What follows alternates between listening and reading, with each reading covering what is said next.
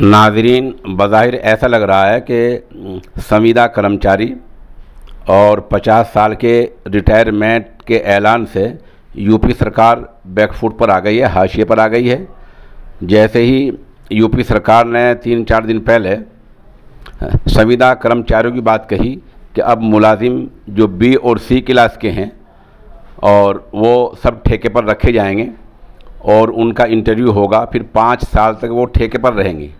इसी तरह एक ऐलान ये आया कि 50 साल के जो मुलाजिम हैं, जो 50 साल की उम्र को पार कर गए हैं, वो ठीक काम नहीं कर रहे हैं, उनको रिटायरमेंट दे दिया जाएगा।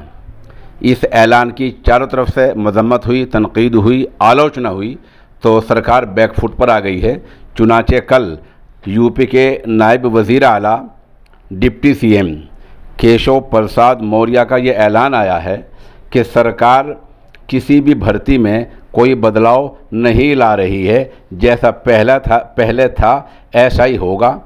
नायब वज़ीर आला इसी पर नहीं रुके, उन्होंने ये भी कहा कि अपोजिशन पार्टियां जो हिज़्ब मुखालिफ हैं, अपोजिशन पार्टियां ये अफवाह फैला रही हैं, क्योंकि उनके पास कोई इशू, कोई मुद्दा तो है नहीं, इसलिए वो अफवाह फैला रही हैं। सरकार का न कोई ऐसा प्रोग्राम है, न कोई ऐसा इरादा है, न कोई ऐसा फ़ैसला है, और न सरकार मुस्तक़बिल में, भविष्य में ऐसा करने जा रही है। ऐसा ऐलान नायब वज़ीर आला ने किया है।